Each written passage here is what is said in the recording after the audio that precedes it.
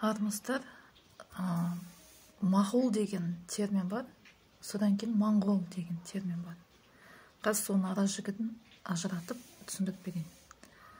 Моғолстан деген мемлекет болған, ол Шыңғыс бабаның Шағатай ұлынан ұрпақтары ел құрып, мемлекет құрып, өздері жаңағыдай өсіп өнектеп, бірақ ислам дініне бас ұрып, тәңіршілдігін ұмытқаннан кейін шежіре заңдардың бәрі аруақты ұмытып, исламның жетегінде кетіп, мұсылман болып, сатқын болып кеткеннен кейін, ең соңында ұрпағы тарам-тарам болып, қазіргі Қырғызстан, Жетісу өңірі, сол Моғолстан, сөйтіп быт-шыт болып тарап, ең соңғы ұрпағы Өзбекстан арқылы қазіргі Индияға барып тұрақтап, сол жақта уағыз насихаттарын жүргізіп, Тадж-Махалды салып, олардың да ұрпақтары сол исламның миында жаңағыдай ашып, ең соңында сол күйі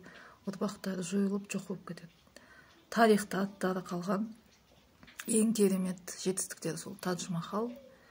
Енді сөзсіз ғажап, бірақ ұрпақ жоқ, шежіре жоқ. Моңғол деген ол мың қол, мың әскер деген сөз. Шыңғыс бабаның кезінде әскер болған, кейін соғыс бәрі біткеннен кейін 100-200 жылда олар мемлекет болып тұрақтап, астаналары кәдімгі ел болып, сол жерде өмір сүріп жатыр.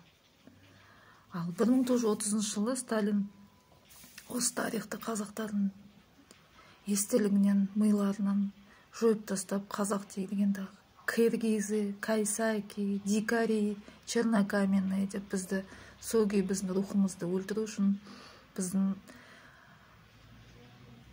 ұлы сондай сауатты ер азаматтарымыз бәрін репрессия деп өлтірді, қанша миллион адамдарды аштық қып өлтірді.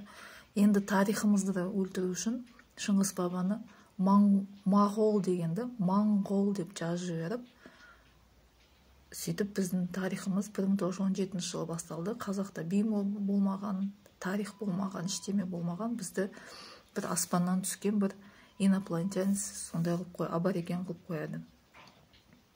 Сонымен 70 жыл біз сөйтіп өмір сүреміз, біздің әке-шешелеріміз, бірақ бізде ең осы қазақтың ұлылығы ол халық ауыз әдебиеті. Бізді қаншалықты тарихымызды жойсаңыздар да, бізді қаншалықты қағаз бетінен жойсаңыздар да, бізді жер бетінен жоя алмайсыздар. Соны біле жүріңіз.